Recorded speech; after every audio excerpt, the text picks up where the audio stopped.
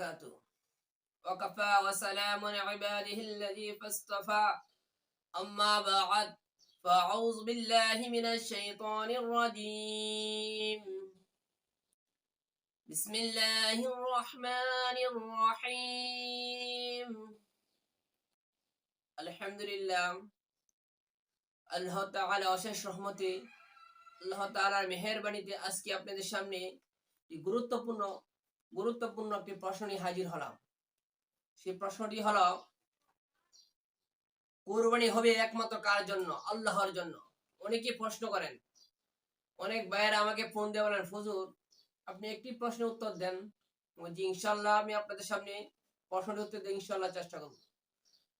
কুরবানি হবে শুধু একমাত্র আল্লাহর জন্য।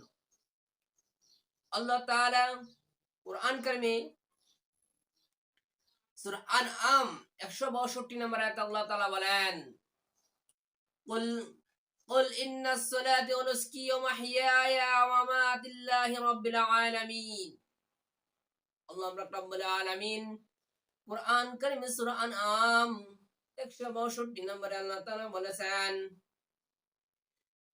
বলুন নিশ্চয় আমার নামাজ হবে আল্লাহর জন্য, আমার কুরবানি হবে আল্লাহর জন্য, আমার জীবন যেমন মহাবিশ্ব প্রতিপালক আল্লাহর জন্য।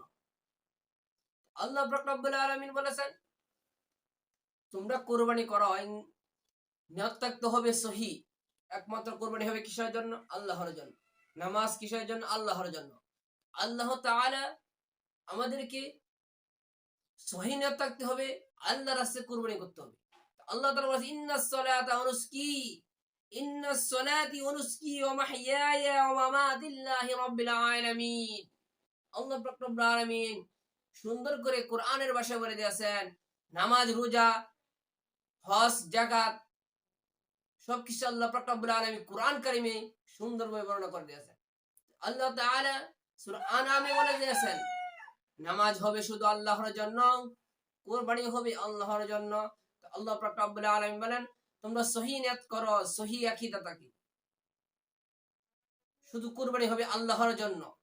আল্লাহ রাব্বুল আলামিন যে আমাদের কোরআনে সবকিছু দিয়েছেন। কোরআন হলো আমাদের কি? সব মূল রোগের ঔষধের কিতাব। আল্লাহ তাআলা কোরআনের মাধ্যমে সবকিছু দিয়েছেন। কোরআনের ভিতরে সবকিছু আল্লাহ তাআলা দিয়েছেন।